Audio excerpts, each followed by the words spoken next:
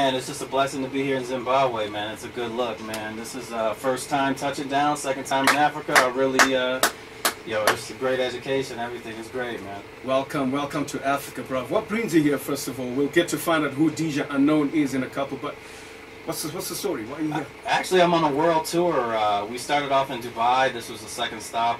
We're in Zimbabwe, and then we're heading to Maputo. Then we're heading up to Ireland, and then closing it out in London. Nice one. Yeah. We're talking to DJ Unknown. He is from New York, based in Arizona at the moment. That's in the West Coast. And he has embraced, obviously, our land. And we're going to find out exactly what he is up to right here in Zimbabwe. You're a professional DJ. Tell us more about this. R&B, hip-hop, dancehall. What's your flavor? Man, it's true. I'm international, so it's got to be everything. So, I mean, you name it. Top 40, house, hip-hop, reggae. I'm really digging the Zim dancehall, so yeah. it really feels like I'm back at home with that. It kind of blew me away, because last time I was in Maputo, it seemed, for world music, it's house, deep house. Oh, so yeah. It was a good feeling to hear that. But yeah, hip hop is my roots, so you know how it is. We got to give you a lot of Zim dancehall to take back. Right, it's important. Personally, I'm not feeling this controller thing, virtual DJ and stuff. And I know you're a solid hip-hop DJ, well-known out there. You spin on your Serato turntables. How is it received in the States amongst DJs, I'd say? I guess you want to call it what? The computer DJ versus a real professional yes! DJ? Yes!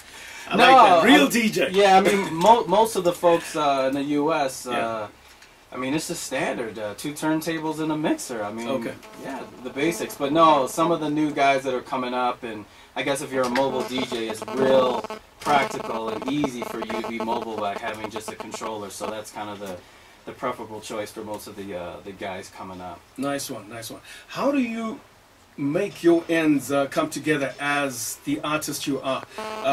You've worked with major names. You've worked with Lil Wayne. You've worked with Mick Mill, just to mention a few. Soulja Boy, DMX, J. Cole, and many others. How did this come together?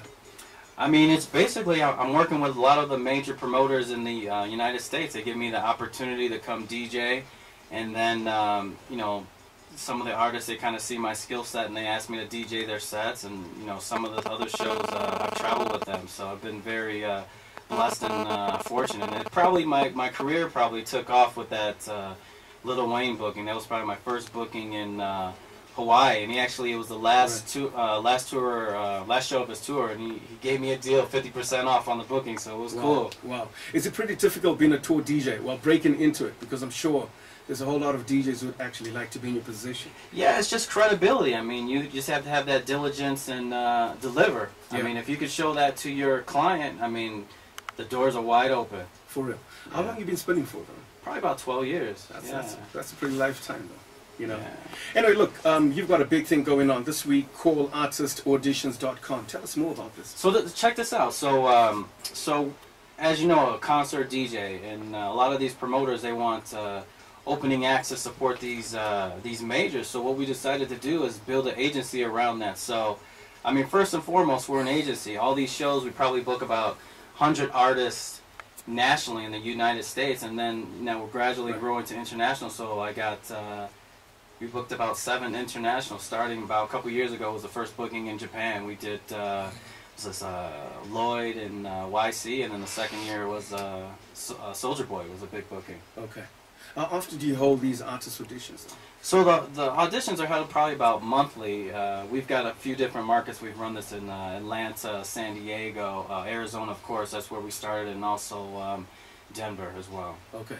So fingers crossed, do we see this taking off in Zimbabwe? I'm hoping. I'm hoping December, or if we can start this early. All I need is support from the community. All you have to do is show me that you guys want this here, and we can bring the opportunity here, whether we can sponsor you to perform in Mozambique, since I have a relationship there, or go back to Dubai, that's not too far, or even really big, we could do it big and get you guys back to the United States and open up for all these other celebrities and have you headline for them. I mean, it's an easy deal. I'm already on the show just like you. You're a DJ. I mean, we're already in the system. It's a simple thing. So what exactly do they have to do, those who are interested?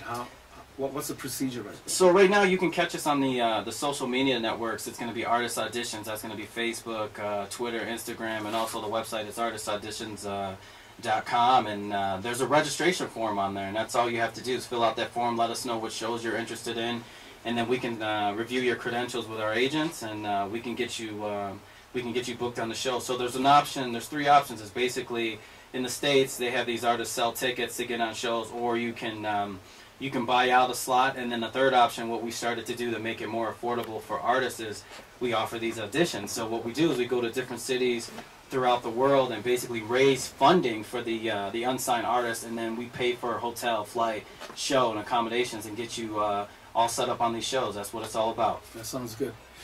You mentioned you were in Dubai recently. What was going on there, though? Yeah, basically that was just a club booking for myself, and I also, we spun it around with artist auditions, and we had actually a couple artists join us. We actually had artist from Atlanta, Big Chain. And it's kind of crazy because he actually was one of my very first artists to audition, and then everything gradually planned out, and come 4 years later, this was probably his first international show.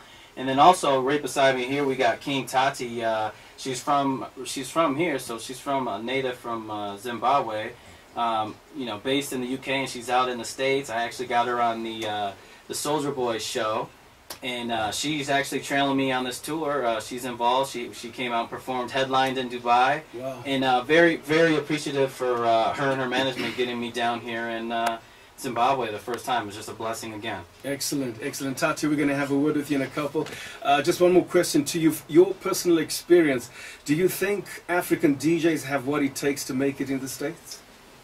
I couldn't even tell the difference. Everyone was rocking. It was like I was back at home. I was Seriously? impressed. Yeah, especially in New York. The Zim hip hop or reggae or Caribbean would do very well, exceptionally well. Tati, I broke the golden rule. They say ladies first. I'm sorry. It's okay. How are you doing? I'm good, thank you. How are you? Not too bad. Tell us a little bit about yourself.